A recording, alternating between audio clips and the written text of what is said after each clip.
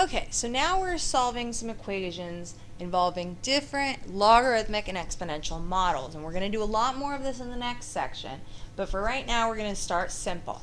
So we talked during the first set of notes about the various compound interest formulas, and we gave three different formulas: one for annual compounding, one for more frequently than annual compounding, and one for continuous compounding. So in this example, we're asked how long would it take for an investment to double if the interest were compounded continuously at 8%. So compounded continuously, that tells us that we're going to use this formula. A equals PE to the RT. All right, we don't know how much money we have. We don't know how much money we want, but we know that we want our investment to double. So we're going to say that the amount we want is going to be 2p.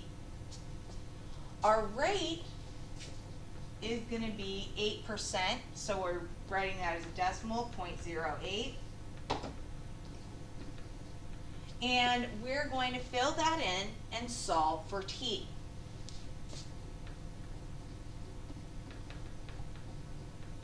Okay? And what we want is for the absolute last thing we do to be to plug into the calculator. So don't plug into the calculator until the very end. So now, we're going to plug this stuff in. 2p equals PE to the 0.08 t. All right? We're solving for t. So we're going to divide both sides by p. And remember, it doesn't matter that we don't know what it is. So we're going to get 2 equals e to the 0.08 t. Now this looks a lot like that first problem we did. We have an e to the something. We need to figure out what that something is, so we need to get it out of the exponent. So we're going to take the natural log of both sides. ln of 2 equals ln of e to the 0.08 t. We're going to cross out the ln of e. That's gone. So we have ln of 2 equals 0.08 t. And now we're going to get t by itself by dividing both sides by 0.08.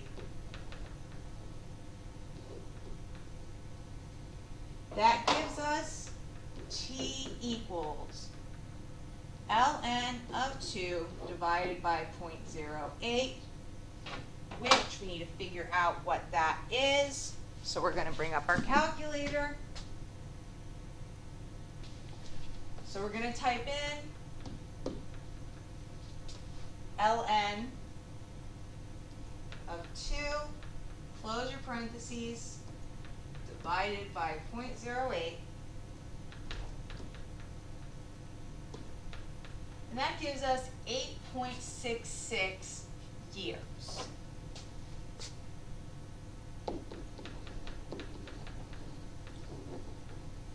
So, it takes 8.66 years for the investment to double. Okay? All right. So we've solved now for t. The other possibility is that we could solve for r. We could figure out what interest rate we need. That's our next example.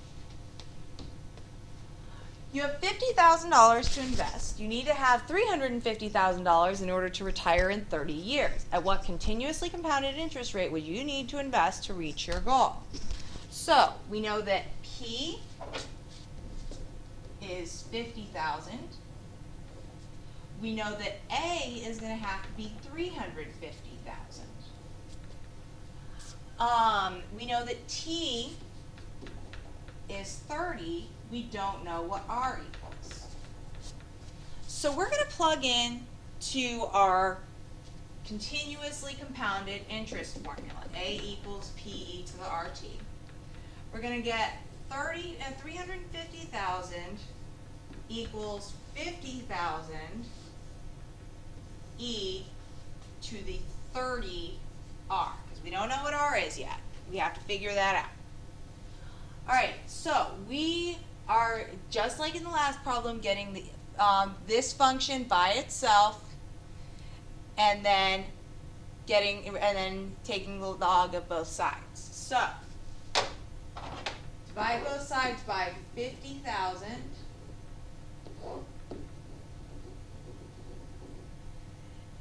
That gives us 7.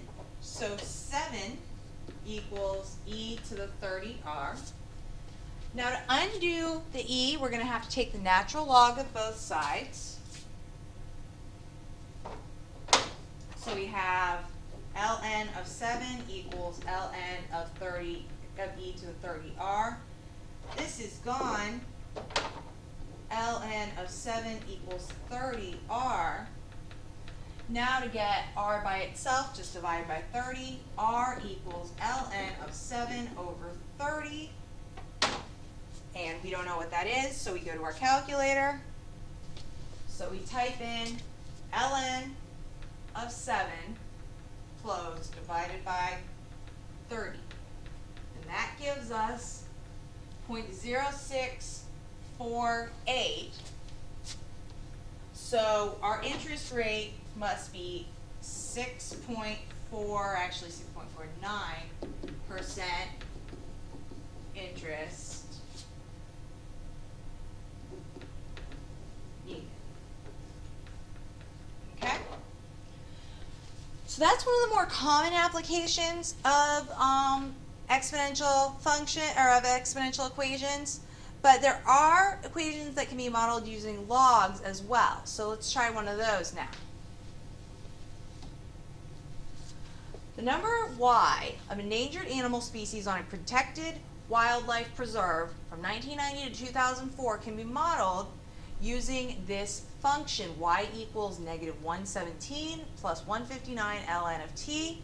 And that gives us a restriction on t, where t represents the year. T equals 10 is corresponding to 1990, during which year did the number of endangered animal species reach 342. So we want to find what t is when y equals 342. All right, so we're going to substitute that in. So we have 342 equals -117 plus 159 ln of t. And we're going to add 117, which is going to give us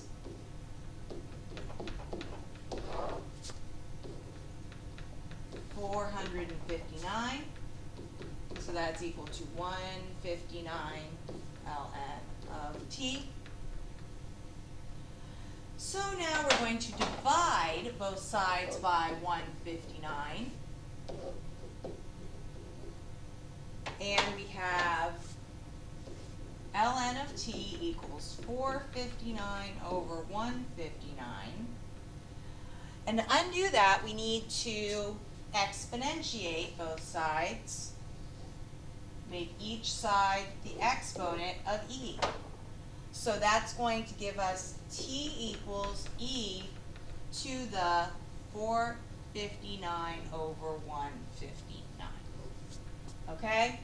So we need to put that in our calculator. And that's going to be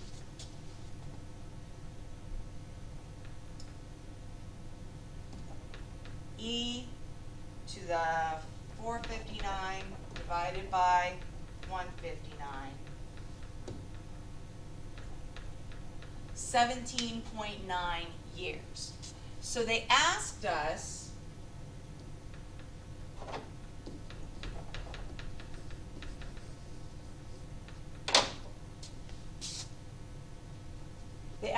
during which year the number of endangered animal species reached 342. So it reached 342 at 17.9 years.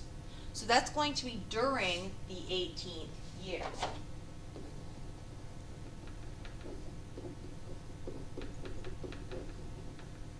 Okay?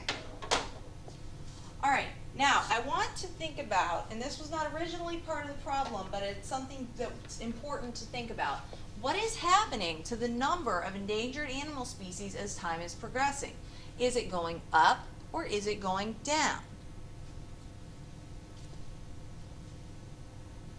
And if we think about the natural log function, the graph of the natural log function, remember that the graph of the natural log function looks something like this. So it would make sense that the graph is increasing as time progresses, and therefore that the number of endangered animal species is increasing.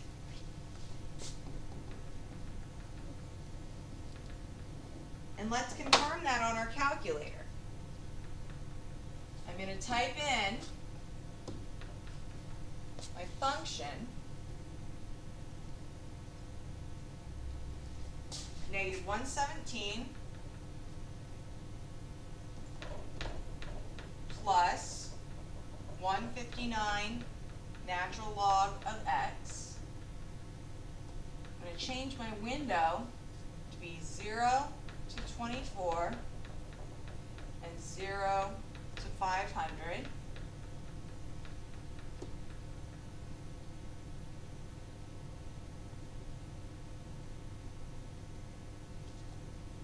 And when I graph this, I can see that my number of endangered species is increasing over time. It's slowing down, the rate of increase is slowing down somewhat, but it is still increasing.